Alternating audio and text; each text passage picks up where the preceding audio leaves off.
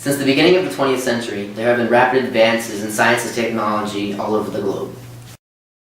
When the Wright brothers created their first aircraft, they never could have imagined that this would become one of the largest sources of international transportation.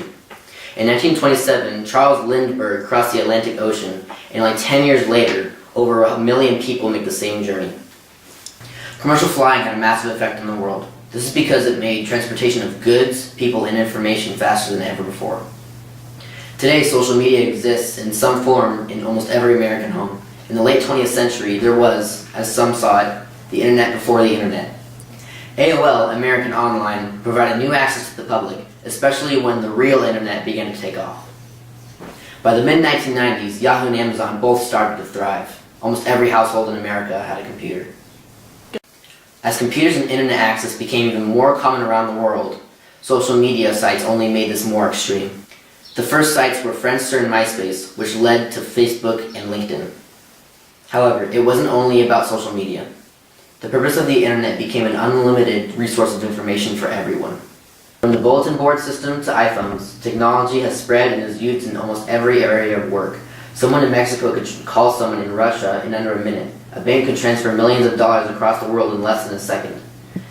Technology has spread extremely far in the last 100 years, and it will continue to change. Let's talk more about the past. It's 1914 and Albert Einstein has been working on his theory of relativity for 9 years. It showed that the speed of light limits the speed of all bodies of mass. Also, that mass and energy are equivalent to each other. In 1916, he completed his formula, which included gravity as well. Gravity is the force of attraction that two objects have on one another. It's what keeps us on the ground instead of floating up into the air. Einstein and his theory of relativity determined that physics are equal for all non-accelerating observers. As he worked, Einstein realized that massive objects cause a distortion in time and space. This all sounds a bit Star Trek-y, but imagine a large boulder in the center of a trampoline. If you put a marble on the side of the trampoline, it's going to roll towards the boulder. This represents a black hole and how it works. That gravity is how planets pull at rocks in space, and it's really the gist of Einstein's theory of relativity.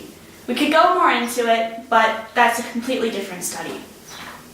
Quantum mechanics, also known as quantum physics or quantum theory, deals with subatomic particles and energy, and all in all the universe. So, who worked a lot on quantum mechanics? Well, Albert Einstein did with his photoelectric effect. His photoelectric effect won him a Nobel Prize. These scientists were trying to understand the universe, and they got a lot further, a lot faster than they ever had before. Something we've all heard before is the Big Bang Theory.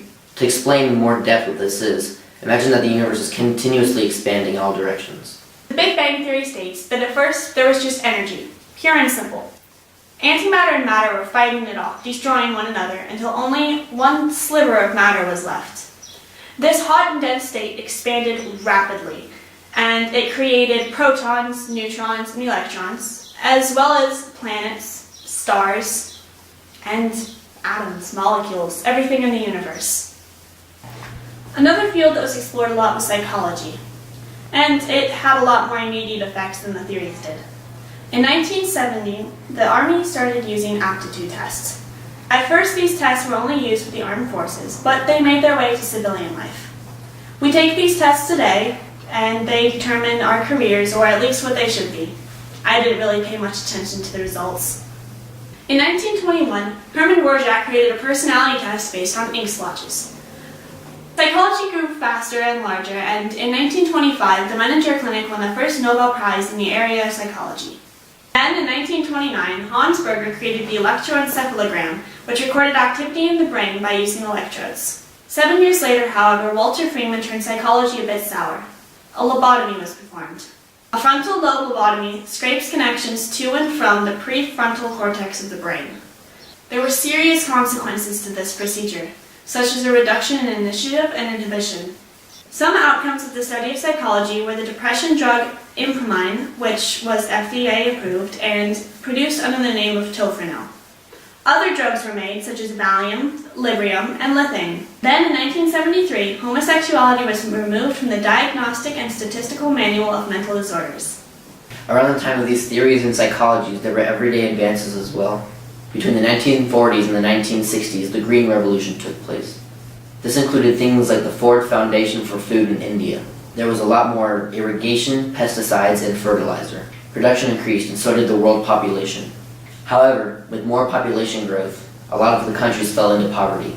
A lot of pollution was released into the air as well, which created a long-term effect on the world. A lot of scientific advancements in the medical field occurred as well. Jonas Salk developed the first polio vaccine.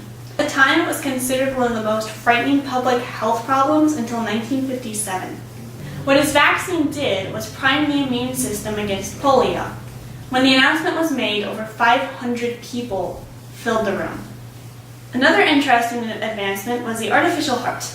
No, people were not walking around with metal hearts. It was used as a bridge during the heart transplant, not for permanent use. It was in use, however, the patient had wires and tubes all throughout his body, which is why the first person and patient to ever use this artificial heart asked his doctors to let him die. With disease came antibiotics. Alexander Fleming was working and, almost by accident, came across a substance that could attack certain bacteria. He named this penicillin after the mold that created the substance. Fleming won the Nobel Prize for Physiology and Medicine. Penicillin was used for treating soldiers in World War II and by the 1940s was available for the public. From this drug, the race for other antibiotics began. However, the bacteria did begin to fight back. The drugs were prescribed much more carefully, especially when the bacteria became immune. They were only used for last minute when nothing else could cure and the disease wouldn't go away. Nuclear power refers to the use of decaying elements to create energy. This may be by heating water into steam and using energy that way, or just using the heat directly. The Chicago Pile 1, the world's first nuclear reactor, was created in 1942 at the Chicago University.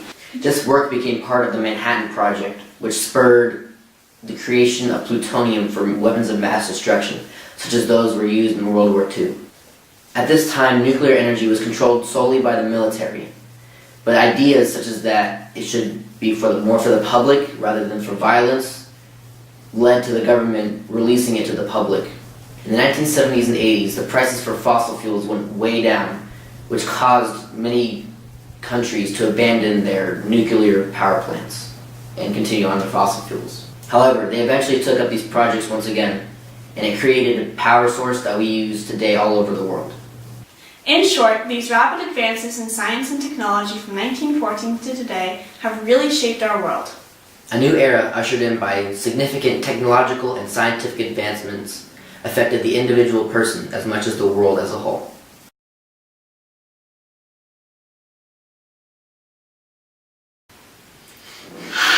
Finally! We're done! We're done!